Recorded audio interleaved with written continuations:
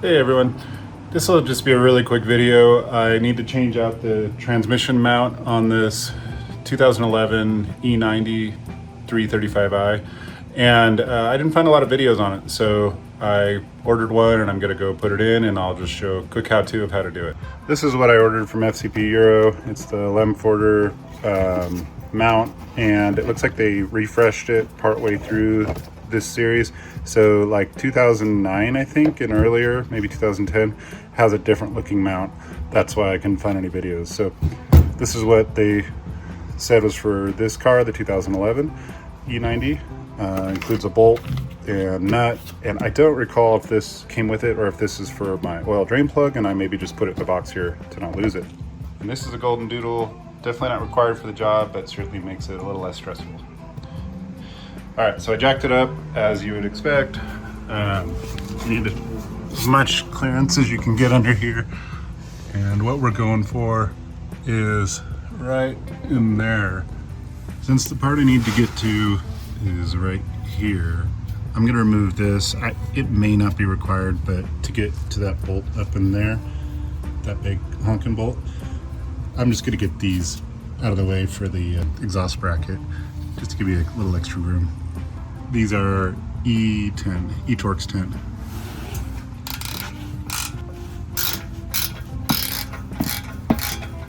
All right, now that that bracket's out of the way here, I'm gonna have to remove this whole support brace right here, which just has these standard 13mm sockets.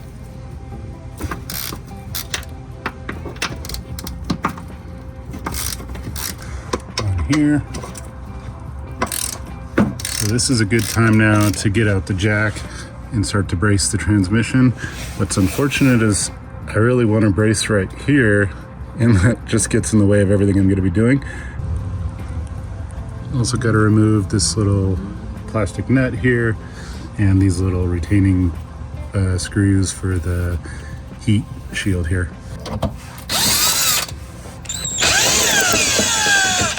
This is a 10mm.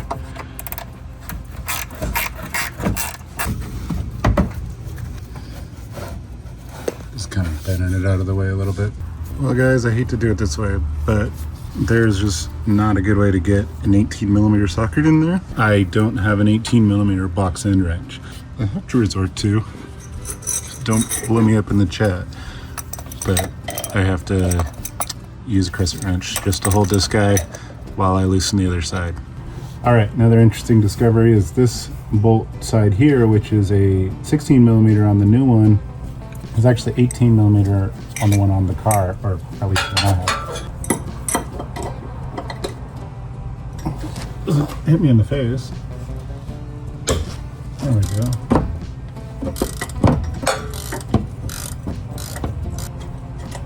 All right, cut the nut off. Let's see if this bolt slides out. The bolt runs into the exhaust pipe.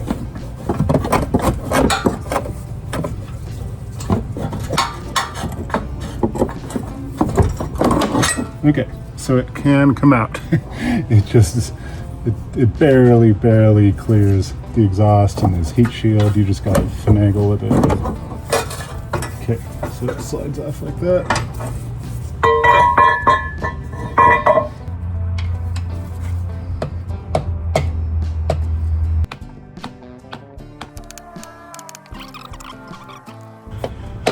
And you know what? I'm gonna apply some heat. You know, all these things are right near this exhaust pipe right here, and there's all these heat shields, so I have to imagine that they built it to take some heat.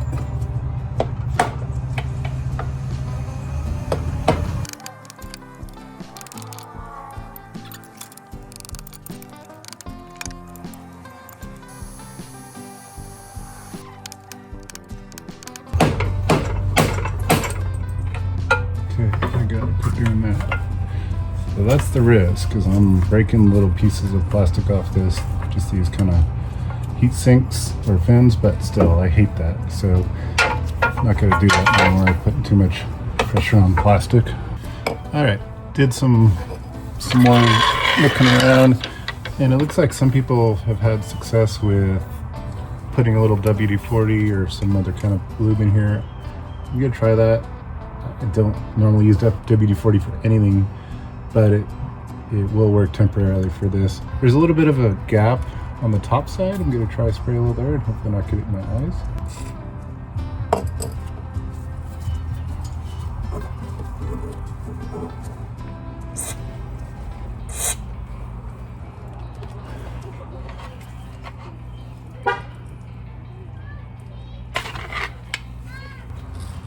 Oh, look at that. It's out. And you can see the WD-40 got around most of the sides, so it definitely got through that little top. I'll show you here. There was a little bit of gap, like a channel or something, maybe by design, up here. So I was able to spray just a little bit in there. Yeah, kind of mangled it, getting it out. Did this need to be replaced? Yes, there's a crack in it. All right, so I'm gonna go now start putting it in, and another YouTuber, the guy who mentioned the WD-40, also mentioned using Dawn dish soap to help put it in, because according to him, the water dries, the soap gets sticky, and then it holds in place. I'm gonna follow his advice. His YouTube channel is Driving Forward Builds. I'll put a link to it. So I went and cleaned this out really good, just so that nothing's gonna get in my way when I go to slide it in. There was a few burrs that I had to sand down, just very minor, and then I just used some brake clean and a microfiber just to wipe it down.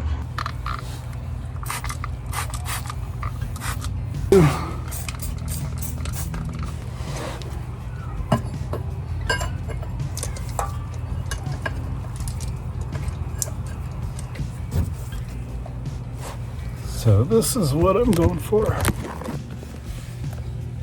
So bracing on that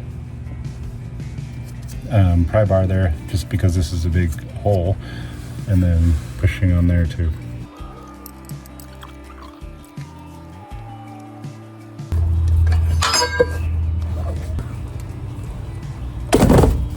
Ouch, man.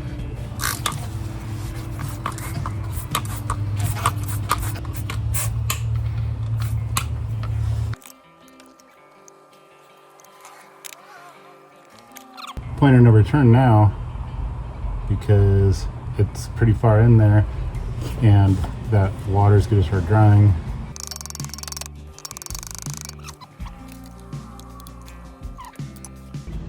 All right, so I got it back out again, which was just as fun as pulling the original out.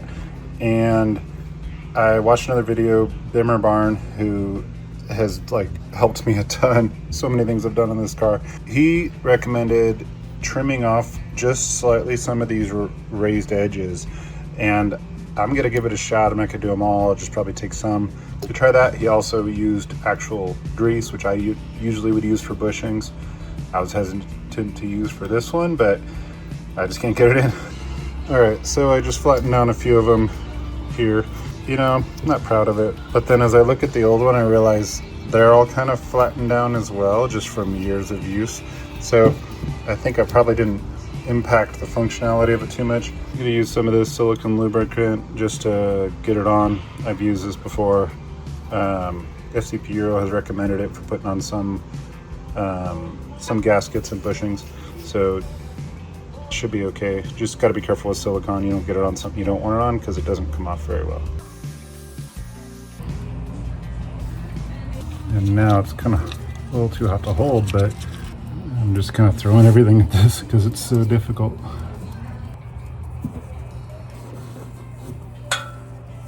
Here goes. Attempt 200.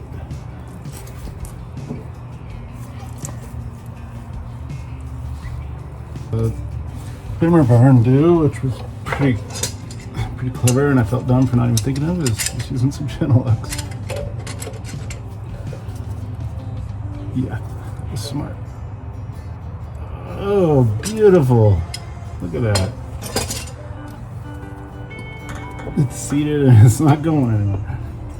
Oh my gosh. Yeah, that won't even rotate. That worked. Awesome. Looking pretty good, huh?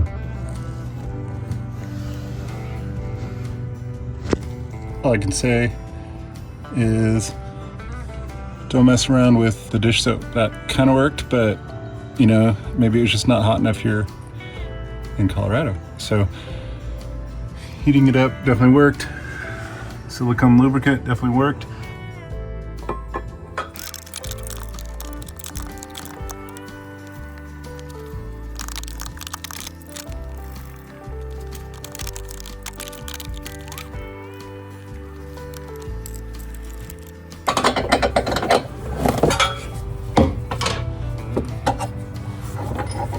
Alright, so to finally get it through, I put this cold chisel on the other side to hold the slot in the right spot, so at least I knew I was in the ballpark.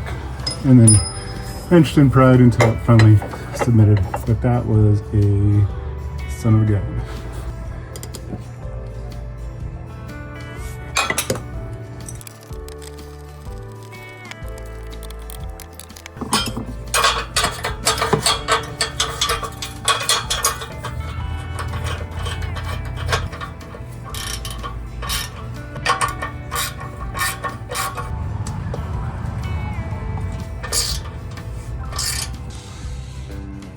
Here it is, all put back together. Bushing's pretty well seated. Only thing left to do is a test drive. So obviously that was a lot harder than I thought it was going to be. I guess hopefully my experience will make yours a little easier. All the main lessons I learned was just to use good grease, heat, and